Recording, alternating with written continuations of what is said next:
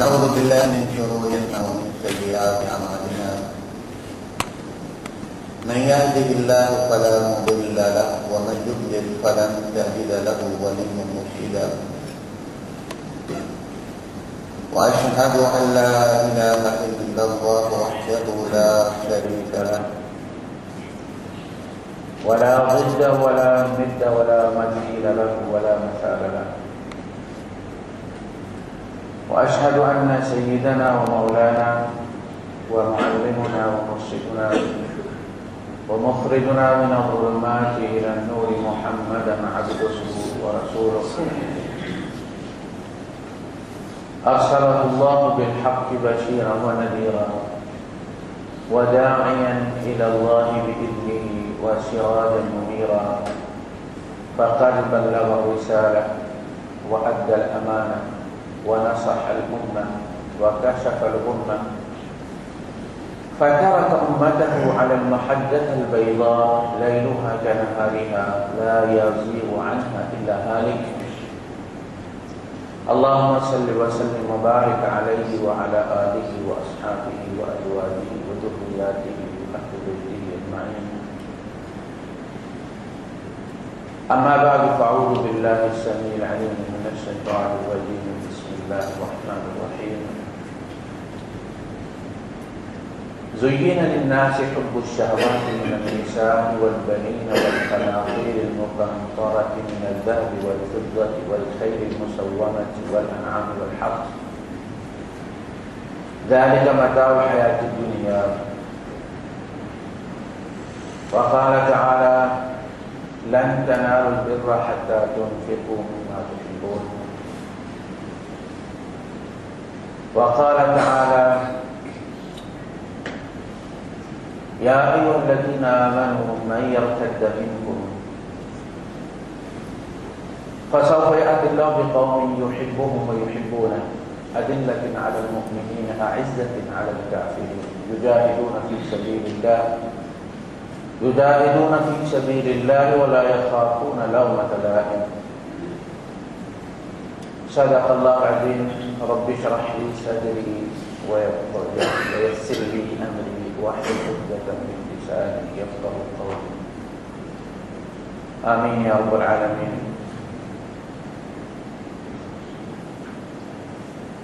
ہمارا نیا اسلامی سال بھی 2 دن بعد شروع ہونے والا ہے.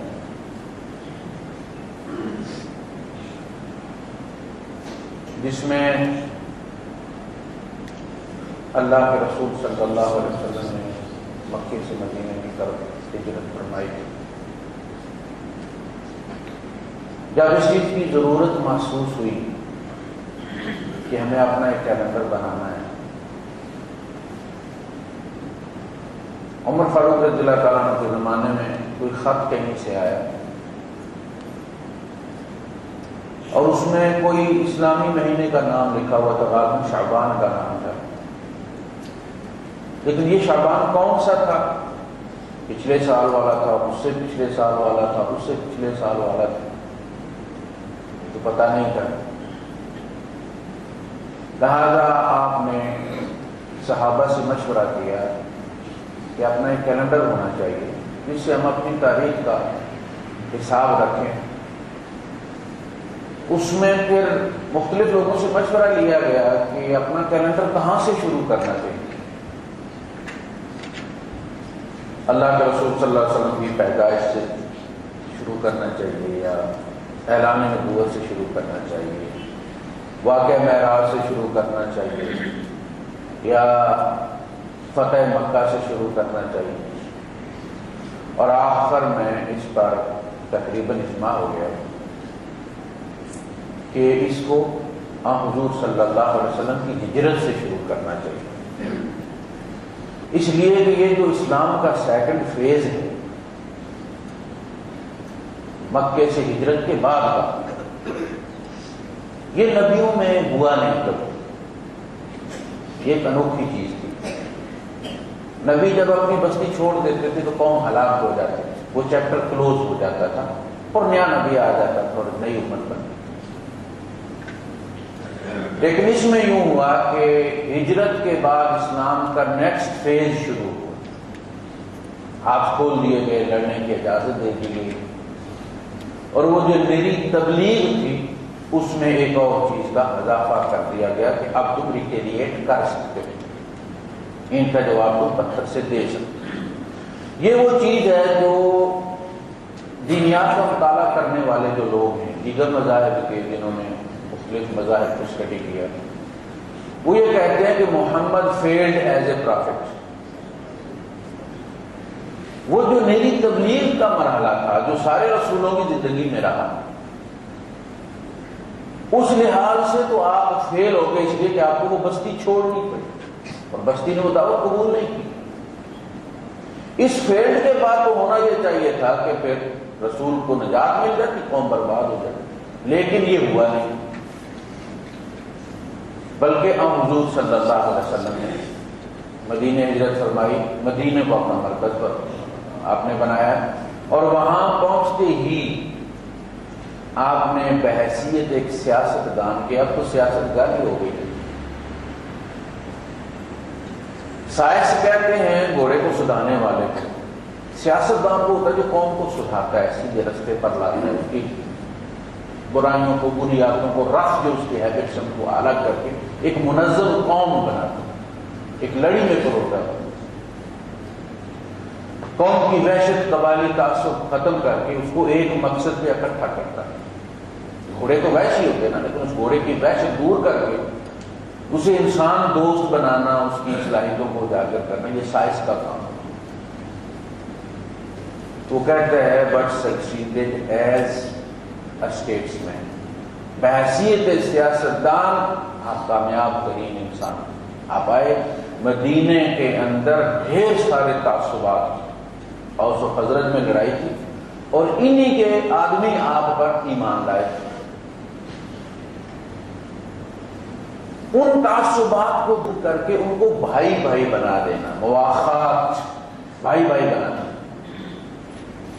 یہ آپ کی بہت بڑی کامیابی تھی، اور اللہ پاک نے اس کا ذکر بھی کیا۔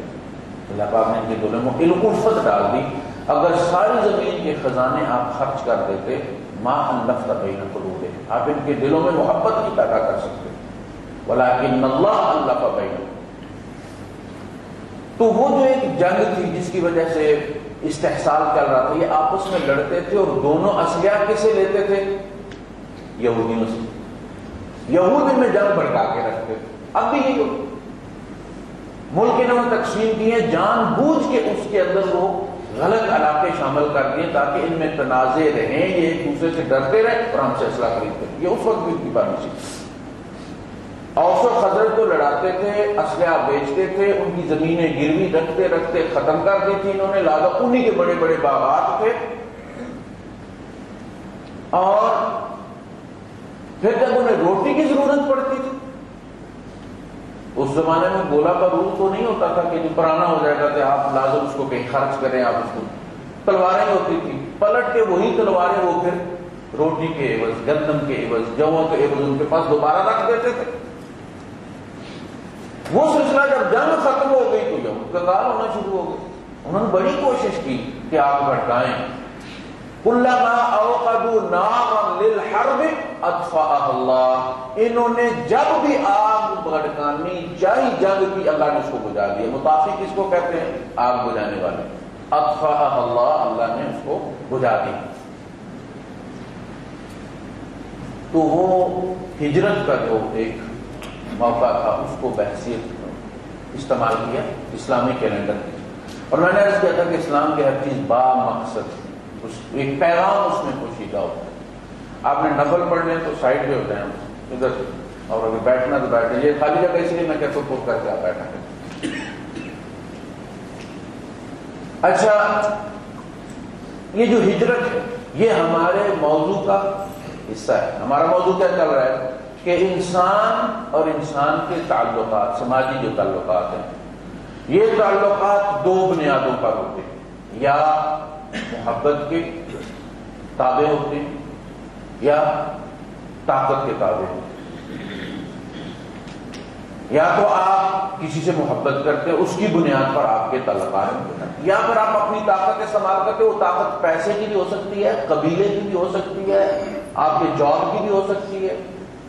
ایک آدمی ہے، اس کی قوم ہو سکتا ہے وہ تیلی ہے لیکن ڈی سی ہے تو اس کے پاس ایک طاقت ہے، اب اس کے پاس عہدے کی طاقت ہے، قبیلے کی طاقت نہیں۔ اسی طرح آپ جب بھی تعلقات کو تقسیم کریں گے اپنی برادری کے بھی اندر، تو آپ کو دو ہی چیزیں نظر آئیں گی، یا طاقت یا محبت۔ اب اس محبت اور طاقت کے جو ضوابط ہیں وہ الگ الگ ہیں۔ محبت کے تعلقات کی الگ نوعیت ہے، وہ ہم پڑھ رہے تھے کہ دونوں میں فرق کیا ہے۔ اب دیکھیں ہجرت جو ہے، کہا جاتا ہے کہ الحب اقوی من کل شیء، محبت ہر چیز سے زیادہ طاقتور ہے، حتی من الجاذبیہ، یہاں تک کہ گریوٹی سے بھی زیادہ طاقتور ہے۔ اگر کوئی چیز انسان کو مادے اور مادیات سے بلند کر سکتی ہے تو وہ صرف محبت ہے، وہ اس پستی سے انسان کو اٹھاتی ہے اور اللہ پاک سے ملا دیتی ہے، جو کہ بلندی کے ساتھ منسوب ہے، صاحب السمو ہے، وہ بلندی والا ہے۔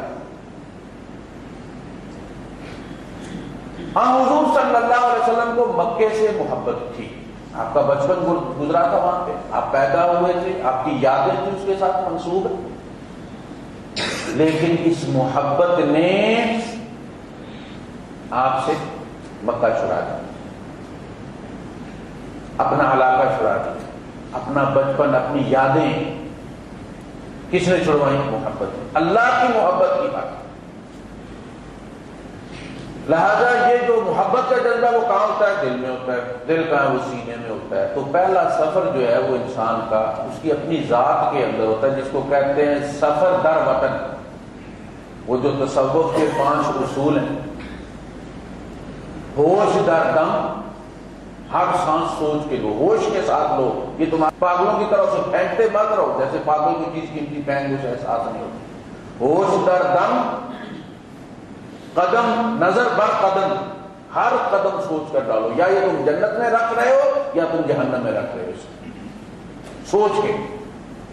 اور سفر در وطن، آنکھیں بند کر کے اپنے اندر بھی کبھی جایا کرو، دیکھا کرو، باہر صرف نہیں اندر بھی جایا کرو، تاکہ پتہ چلے تمہارے اپنے اندر کتنا گند رکھا ہو۔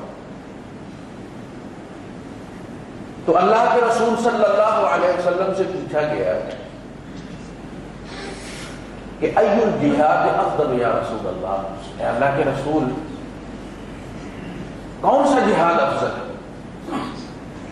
آپ نے فرمایا ان تجاہد نفسک فی طاعت اللہ، تو اپنے آپ سے لڑے اللہ کی اطاعت پر مجبور کرنے کے لیے اپنے آپ، ایسے نہیں مانتا تھا۔ انسان کو لڑنا پڑتا ہے، جس کو کہتے ہیں مارنا پڑتا ہے اپنی خواہش کو، تب جا کے وہ اللہ کی اطاعت کرتا ہے۔ یہ بھی ویسے گھوڑے کی طرح، یہ نفس جو ہے اس کو سکھانا پڑتا ہے، اس کی تربیت کرنی پڑتی ہے، اور اس کے لیے یہ مشقیں جتنی بھی نماز ہے اس لیے ہے کہ آپ کو پتہ چلے، آپ جب سر رکھیں زمین پر تو آپ کو پتہ چلے کہ آپ کسی کے تابع ہیں، پابند ہیں کسی کے، کسی کوئی آپ سے اعلیٰ بھی ہے، ورنہ تو ہر بندہ اپنی ذات میں خود خدا بنا پھرتا ہے، میری مرضی۔ جس کے آگے سر جیسی چیز رکھ رہے ہو، کبھی تمہیں احساس ہوا ہے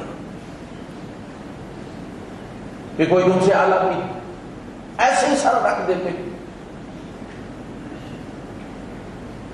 پھر کہا کہ نماز گھر میں نہیں، مسجد میں آ کے پڑھو۔ مسجد میں اس لیے کہ وہاں مختلف قسم کے لوگ ہوتے ہیں، پھٹے کپڑوں والے بھی ہوتے ہیں، امیر بھی ہوتے ہیں، غریب بھی ہوتے ہیں، کچھ سے سمیل آ رہی ہوتی ہے، کچھ کے کھڑے ہونے کا انداز آپ کو پسند نہیں، کچھ کے بیٹھنے کا انداز آپ کو پسند نہیں۔ کہا ان کے ساتھ کھڑے ہو، ان کے ساتھ کندھے کے ساتھ کندھا ملا کر، اسی لیے کہ دیکھا میرے ساتھ کوئی گھٹیا قوم کا آدمی کھڑا ہے تو چودھری صاحب اپنے آپ کو لیے دیے رکھتے ہیں کہ یہاں بھی ٹچ نہ ہو جاؤ، کہا نہیں، کندھے سے کندھا ملا، اس کرنٹ کو پاس کرو، جب تک یہ ملے گا نہیں تب تک کرنٹ پاس نہیں ہو۔ پھر نماز میں ہم ایک دوسرے کے ساتھ لگتے ہیں، جب ٹچ ہوتے ہیں تو محبت بڑھتی اور نفرت کم ہوتی ہے، مانوس انس پیدا ہوتا ہے بندے کے لیے۔ لیکن کچھ لوگ یہاں اس مقصد کو نہیں سمجھتے، اور جب ہم مقصد سمجھ کے عبادت نہیں کرتے تو ہمیں اس سے حاصل بھی وہ نہیں ہوتا جو کوئی مقصد ہے۔ حج کا مقصد کیا ہے ہمیں پتہ نہیں، ہم نے حاجی ہونا تھا، ایک فرض سر سے اتار کے ہے کرنا چاہیے، وہ ہم کر کے آ گئے۔ نماز میں بندہ آیا، صف میں کسی آدمی کی کونی سے لگ گئی ہے نماز میں، سجدہ کرتے ہوئے یا تحیات بیٹھتے ہوئے کونی لگ گئی ہے۔ پہلا تو کام اس نے یہ کیا کہ نماز میں ہی اس کو زور سے کونی ماری، بدلہ دے دیا، اس نے باجا نہیں چڑھنے دیا اپنے اوپر۔ اس کے بعد نماز پڑھنے کے بعد سلام پھیرنے کے بعد اب اس بندے کو پتہ ہے کہ اس کو کونی لگ گئی ہے، اس بندے نے محسوس کیا، اس بیچارے نے اس کی طرف دیکھا ہی نہیں، دوسری طرف دیکھ رہا ہے، وہ اس کو گھور گھور کے دیکھ رہا۔ اور پھر یہ عزت مآب خاتون جو ہے یہ پھر خاموش نہیں رہ سکی، یہ مرد نہیں یہ عورت تھا جس کی عزت کو خطرہ ہو گیا تھا کونی لگنے سے دوسرے مرد کی۔ پھر اس کو کہتا ہے مسجد تم نے ٹھیکے پر لی ہوئی ہے، اپنی دودھ میں نماز نہیں پڑھ سکتے تھے۔ اس بندے کا مسجد میں آنے کا فائدہ کوئی نہیں۔ ہر چیز کا ایک مقصد، کوئی 2-4 دن پہلے 18-20 دن پہلے ہماری اپنی چھوٹی مسجد میں ایک بچہ ہے چھوٹا سا، پچھلی سال میں کسی بندے نے سجدہ کیا، سجدہ ذرا لمبا ہو گیا تو اس کے پاؤں کو سر لگ گیا اس کو پیچھے سے، تو وہ اسی وقت کھڑا ہو گیا نماز میں، کہتا ہے تو میرے پاؤں تک پہنچ گیا سالے، چھوٹا سا بچہ ہے 4-4.5 سال کا ہو گیا۔ اب وہ بیچارہ جو ہے وہ نماز میں اس کی مسکراہٹ نکل گئی، ماشاءاللہ دادا جی ہیں، یہ خوب تربیت ہوئی ہے اس کی۔ اب یہ سالہ جو ہے اس کا مطلب یہ گھر میں استعمال ہوتا ہے یا فلمیں وہ دیکھی جاتی ہیں جن میں سالہ استعمال ہوتا ہے۔ اور ابا جی مڑ کے پیچھے نہیں دیکھ رہے، ابا جی ساتھ کھڑے بچے وہ نہیں دیکھ رہے، انہیں پتا ہے کہ بچے نے پول کھول دیا ہے۔ عربی میں کہتے ہیں الولد سر ابی، بچہ باپ کا سیکرٹ ہوتا ہے۔ باپ ایک خاص ایج میں جا کے بڑا مفتی بن گیا، مولانا صاحب ہو گیا، لوگ سمجھتے ہیں کہ پیدا کسی طرح داڑھی کے ساتھ ہوا تھا اور ایسا ہی تھا بچپن میں، لیکن بچہ اس کا بتاتا ہے کہ صاحب کا بچپن کیسے گزرا ہے۔ الولد سر ابی، وہ باپ کا راز ہوتا ہے، کھول دیتا ہے، ایکسپوز کر دیتا ہے اپنے باپ کے بڑھاپے کو اپنے بچپن کے ساتھ۔ تو ہر عبادت کا ایک مقصد ہوتا ہے، اور ایک پیغام ہوتا ہے۔ ہجرت کا پیغام یہی کہ وطن چھوڑا جا سکتا ہے، خدا کو نہیں چھوڑا جا سکتا، اس لیے کہ وطن ہم نے ہر حال میں چھوڑنا ہی، آج نہ چھوڑیں گے 60 سال بعد چھوڑیں گے، یا جل جانا ہے یا مر جانا ہے یا دفن ہو جانا ہے یا کچھ ہو جانا ہے، لیکن خدا تو ہمارے ہونے سے بھی پہلے تھا، اور جب ہم نہیں ہوں گے تب بھی وہ ہوگا، اور قبر میں بھی وہ ہمارے ساتھ ہوگا، حشر میں بھی وہ اس کے ساتھ تو ہمارا ہر جگہ واسطہ پڑنا ہے۔ وطن چھوڑا جا سکتا ہے، دین کو نہیں چھوڑا جا سکتا۔ بندگی صرف خدا کی کرنی، اگر کوئی اور بندہ بنانے کی کوشش کرے تو اس وقت بندہ وہاں سے ہجرت کرے۔ تو کہا کہ کون سا جہاد افضل ہے اللہ کے رسول؟ تو آپ نے فرمایا کہ تو اپنے آپ سے لڑے، اپنے آپ کو رب کی، اپنے نفس کو اپنے رب کی اطاعت پر راضی کرنے کے لیے، یہ بہترین جہاد ہے، اس لیے کہ باقی سارے جہاد اس کی اولاد ہے۔ یہ اگر ٹھیک ہوا تو اولاد بھی ٹھیک ہو۔ پھر پوچھا گیا کہ ای الہجرت افضل یا رسول اللہ، اللہ کے رسول ہجرت کون سی افضل ہے؟ آپ نے فرمایا ان تہجر من معصیت اللہ الی طاعت اللہ، کہ تو اللہ کے نافرمانوں کی صف سے ہجرت کر کے اللہ کے تابعداروں کی صف میں آ جائے، یہ سب سے بہترین ہجرت ہے۔ اس لیے کہ باقی ساری ہجرتیں اس پر ڈیپینڈ کرتی ہیں، جس طرح عمارت اپنی فاؤنڈیشن پر ڈیپینڈ کرتی ہے۔ آپ 4 انچ کی بنیاد پر 18 انچ کی دیوار نہیں رکھ سکتے۔ اسی طرح اگر اس ہجرت میں عیب ہوگا، کمزوری ہوگی، تو بڑی ہجرت نہیں ہو سکتی۔ ان تہجر من معصیت اللہ الی طاعت اللہ، ایک لمحے میں ہو جاتی ہے اور اندر ہی اندر ہو جاتی ہے، کٹ پیسٹ۔ ادھر سے آپ نے اٹھایا بندے کو نافرمانوں کی صف سے اور اس کو پیسٹ کر دیا اللہ کے فرمانبرداروں کی، یہ اندر ہی اندر ہو گئی۔ وہ جو جادوگروں کے ساتھ ہوا تھا، فرعون کے جادوگروں کے ساتھ کیا ہوا تھا؟ یہی ہوا، لمحہ پر پہلے وہ اللہ کی نافرمانوں کی صف میں تھے۔ انہوں نے کیا کیا؟ انہوں نے حضرت موسیٰ علیہ السلام سے پوچھے کہ پہلے آپ وار کریں گے یا ہم وار کریں گے؟ اما ان تلقی و اما ان نکون نحن الملقی، آپ پہلے ڈالیں گے یا ہم پہلے ڈالیں گے۔ اللہ پاک کو ان کی اس ادا پہ بڑا پیار ہے، انہوں نے میرے نبی کا احترام کیا، اس دھرتی پہ جاؤں میرے نبی کی نافرمانی ہو رہی ہے، گستاخی ہو رہی ہے، پورا مجمع نبی کا مخالف ہے، اس وقت نبی کا ادب کرنا، احترام کرنا۔ ہمارے یہاں بھی اللہ پاک نے تقوی کا جو پیمانہ رکھا ہے، ہر چیز کا ایک پیمانہ ہوتا ہے نا، جسے آپ ناپ کے دیتے ہیں وہ چیز، لیٹر، کلو گرام، جو بھی آپ کے پاس پیمانے گیج ہے تو اس میں ہوتا ہے جتنے پاؤنڈ ہوا ہے۔ تقوی کا پیمانہ نبی کی توقیر، جتنی آپ کے دل میں حضور صلی اللہ علیہ وسلم کی محبت ہوگی اتنا آپ کو ناپ کر تقوی دیا جائے۔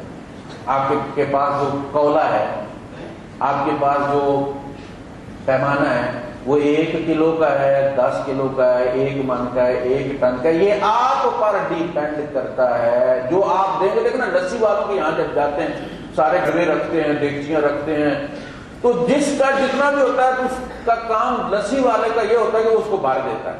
آپ نے اس کے پاس 1 لیٹر والا رکھا ہے، 10 لیٹر والا رکھا ہے، 5 لیٹر والا رکھا ہے۔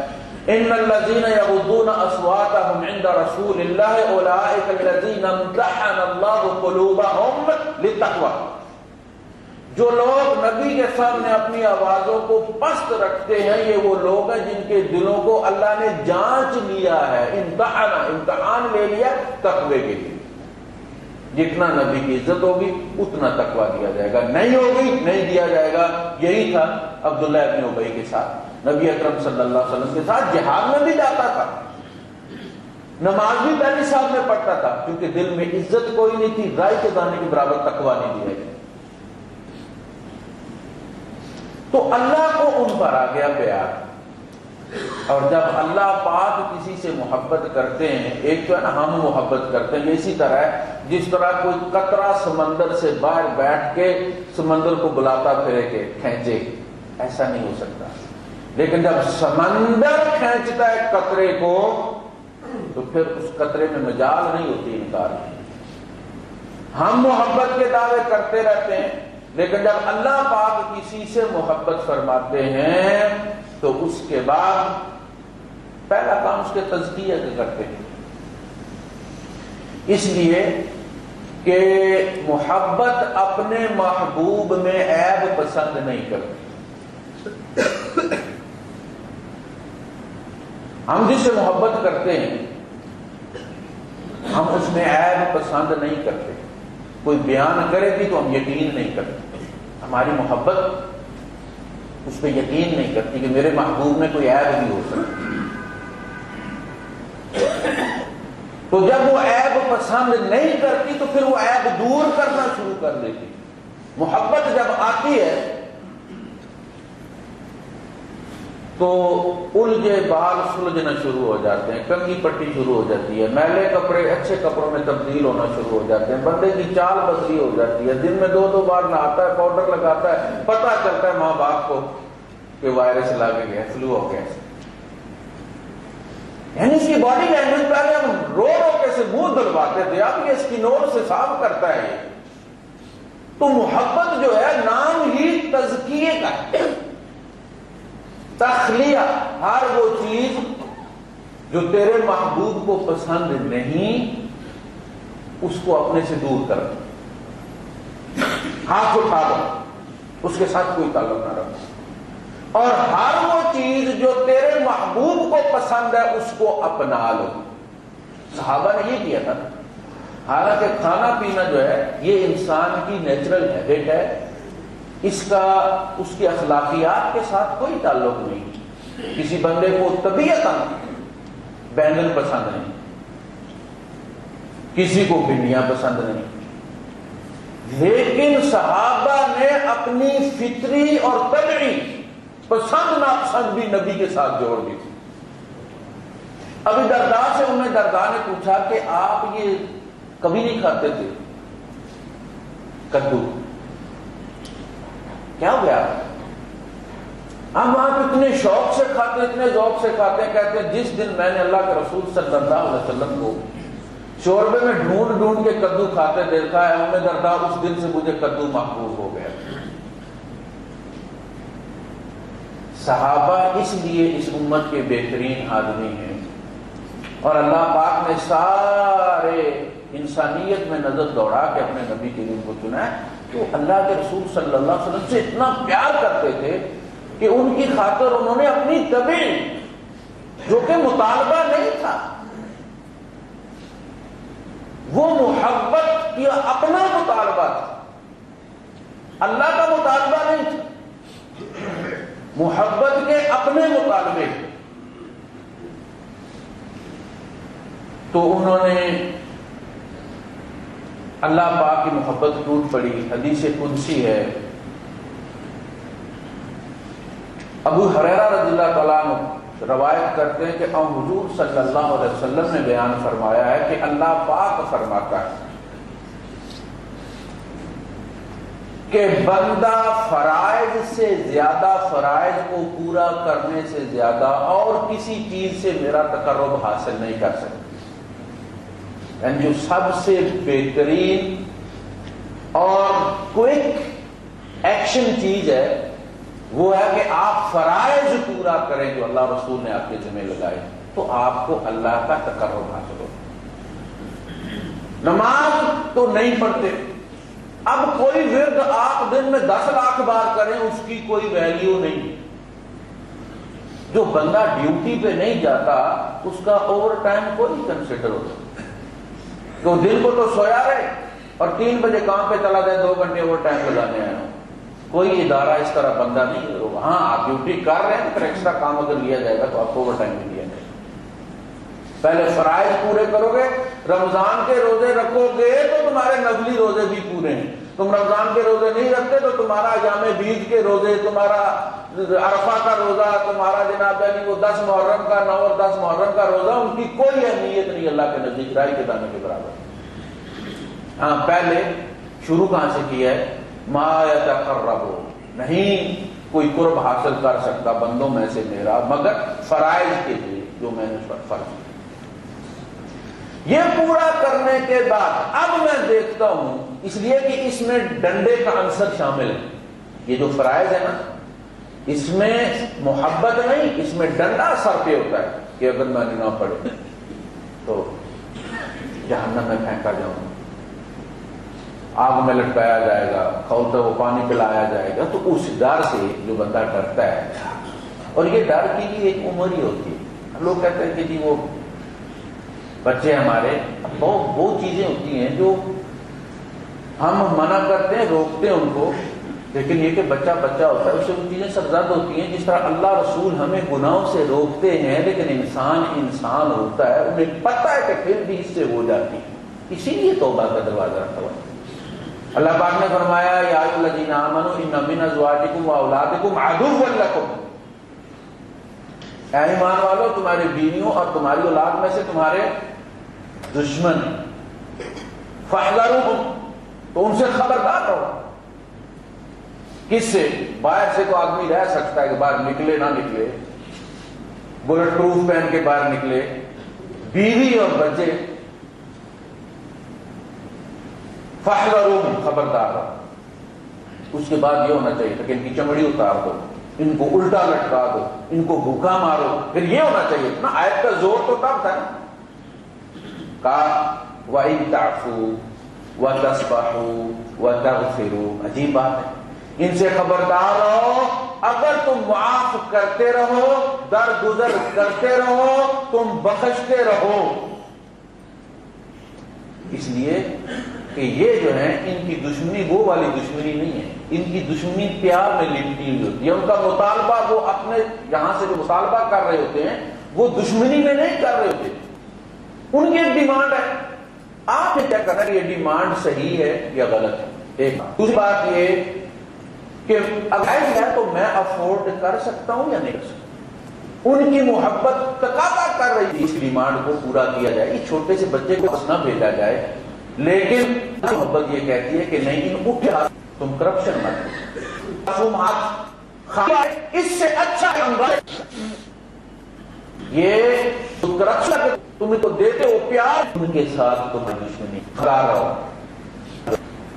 تو جب اگر ہم مدین تو ہم ہر کو کرتے ہیں، ایک پیٹرن بن جاتا ہے۔ 40 سال سے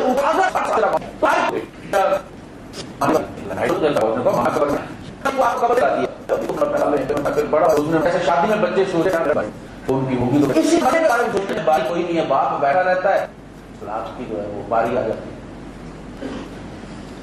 تو نوافل جو ہے کا تقاضا ہے، ایک عنصر ڈنڈا ہوتا ہے کہ نہ پڑھی تو سزا ملے گی۔ اچھا نفل کا یہ موقع نہ تو آپ کو سزا نہیں ملے گی، لہذا نفل پڑھوائے گی تو صرف محبت پڑھائے گی،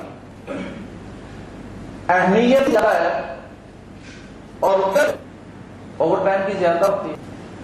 اہم کیا ٹائم کوئی نہیں ہے، لیکن بعد وہ پر آور جو ہے وہ ڈیوٹی اہمیت زیادہ اس لیے کہ باقی سب یہ ہوگی اس طرح ہے کہ اسے آگے پھر ایک کی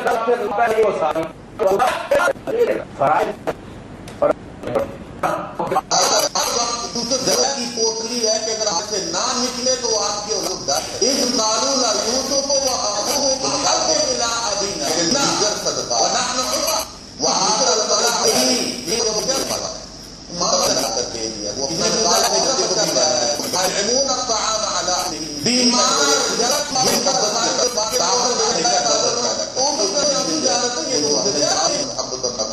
ایک رقم ہو گیا اس کا محبت جو ہے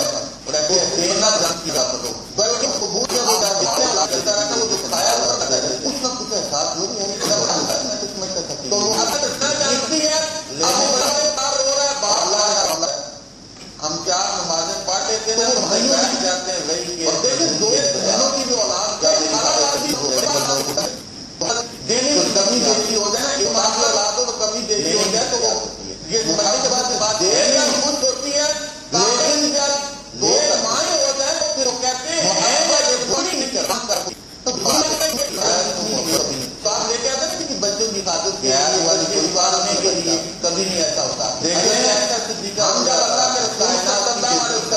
کا ذکر کرتے ہیں خود جان لیتے تھے، صدیقہ جن کو قرآن نے کہا